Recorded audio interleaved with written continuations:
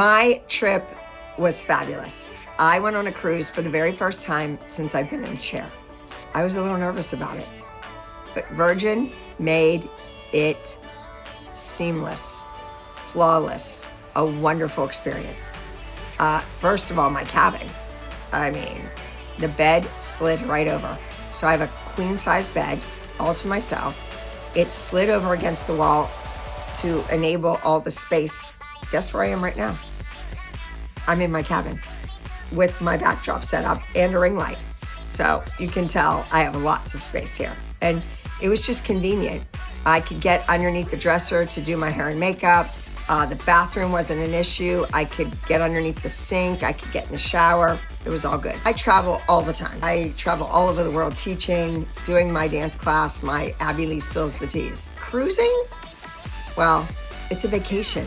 It was fun. It was laying in the sun. It was going to bingo or even peeking in on a little Broadway dance class. Seeing the shows all on board the ship. I never had to worry about transportation.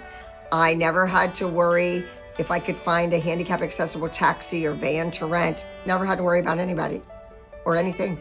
I was right there on the ship. Everything was at my fingertips. Every restaurant I could just wheel right in, no problem.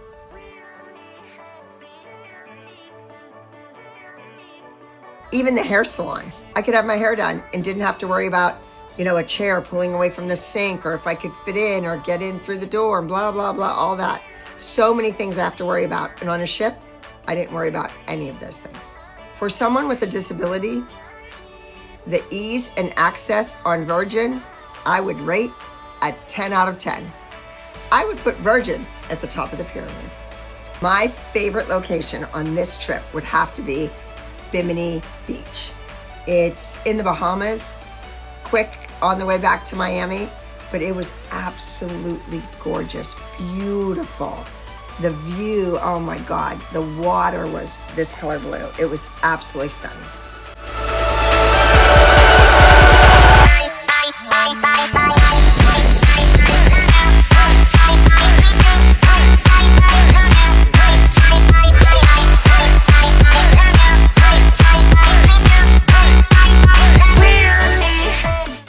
Been known to be pretty tough on a waiter or a waitress, and the staff on board was exemplary.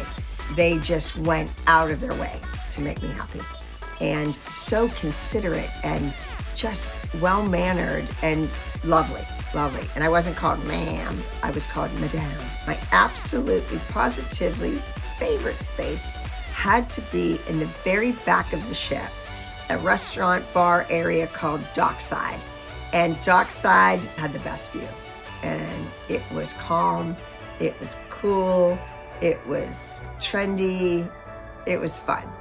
And the waiters, waitresses, they all knew me by the end of the cruise. There are so many different restaurants on the ship.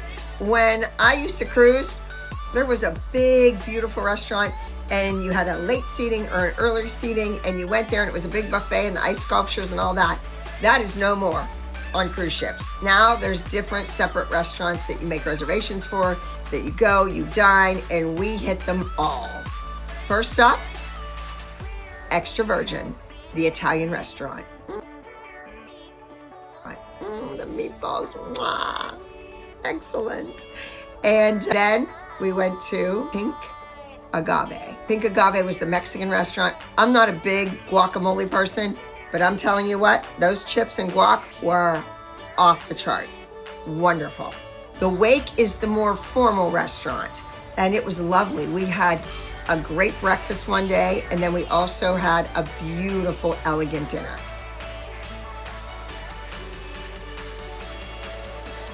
The Test Kitchen, well, that's the restaurant for you foodies. If you are one of these experimental people, you're gonna love the Test Kitchen. They had reconstructed ratatouille. What is that? Well, check it out and you'll find out. The galley is where we started our day every morning. They had omelets to make. They had eggs any way you wanted them, sausage, pancakes, French toast, anything you could dream up, and beautiful fresh fruit. I think every day the fruit got fresher. It was wonderful. And then lots of pastries and croissants and this, that, and the other thing. It's kind of a cafeteria style. You can go where you want. They had a salad bar place. They had a taco place. They had a noodle place. They had the bento box place. They have everything. Anything your heart desires, they had it there.